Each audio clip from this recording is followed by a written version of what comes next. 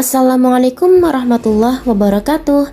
Halo semuanya, perkenalkan nama saya Laili Putri Alaida dengan NIM 77221946. Pada kesempatan kali ini, saya akan membahas mengenai bela negara.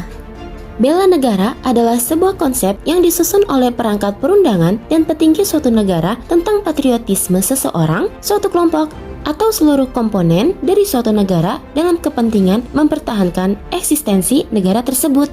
Setiap warga negara mempunyai kewajiban yang sama dalam hal bela negara. Hal tersebut sebagai wujud kecintaan terhadap tanah air. Dalam praktiknya, bela negara bisa secara fisik dan non-fisik. Wujud bela negara secara fisik bisa diartikan sebagai usaha mempertahankan dan menghadapi serangan fisik yang mengancam keberadaan negara tersebut.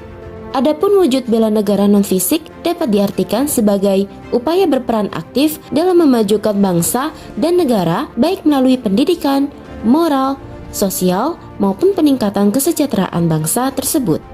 Dasar hukum untuk pelaksanaan bela negara di Indonesia telah dimuat di berbagai aturan, yakni dalam Undang-Undang Dasar tahun 1945, Pasal 27 ayat 3 dan Pasal 30 ayat 1 hingga 5 tentang garis besar haluan negara.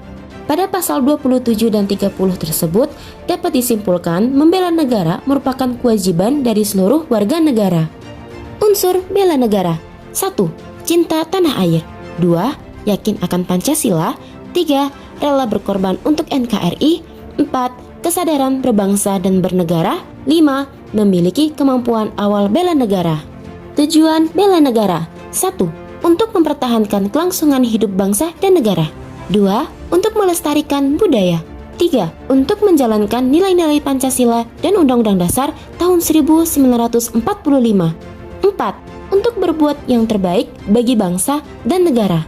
5. Untuk menjaga identitas dan integritas bangsa atau negara. Fungsi bela negara: 1. Mempertahankan negara dari berbagai ancaman. 2. Menjaga keutuhan wilayah negara. 3. Merupakan kewajiban setiap warga negara. 4. Merupakan panggilan sejarah. Salah satu contoh perjuangan bela negara terdapat di kota Cirebon. Di kota Cirebon terdapat salah satu jalan yang disebut Jalan Perjuangan. Di jalan itu pula pemerintah kota membangun tugu peringatan sebagai tanda perjuangan tentara dan rakyat Cirebon dahulu kala dalam melawan Belanda. Dibangunnya tugu dan jalan perjuangan di kota Cirebon berkaitan erat dengan peristiwa pertempuran di Cirebon, yaitu pertempuran antara pasukan Kancil Merah yang dipimpin Letnan Abdul Qadir versus Belanda. Pasukan Kancil Merah sendiri didirikan oleh Letnan Abdul Qadir, seorang pejuang dari Tentara Keamanan Rakyat atau TNI ketika dulu pada tahun 1947. Terbentuknya pasukan ini untuk melawan tentara Belanda menduduki lagi Cirebon ketika proklamasi dibacakan tahun 1945 oleh Bung Karno.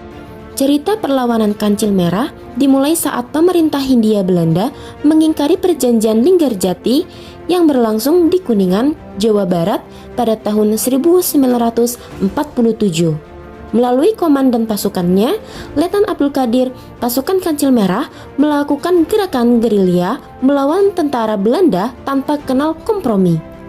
Saat Belanda hendak memasuki kota Cirebon, di tengah jalan mereka diserang pasukan ini dari berbagai sudut hingga pecahlah perang bersenjata antar keduanya.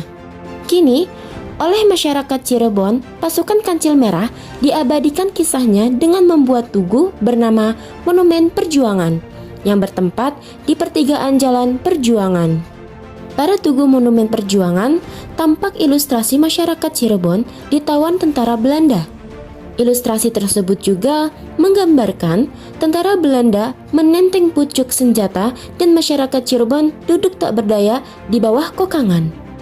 Itulah kisah pasukan Kancil Merah saat Cirebon masa agresi militer Belanda. Pasukan Kancil Merah lincah dan berhasil mengusir tentara Belanda. Sekian pembahasan materi yang dapat saya sampaikan. Saya mohon maaf apabila terdapat kesalahan. Terima kasih. Assalamualaikum warahmatullahi wabarakatuh.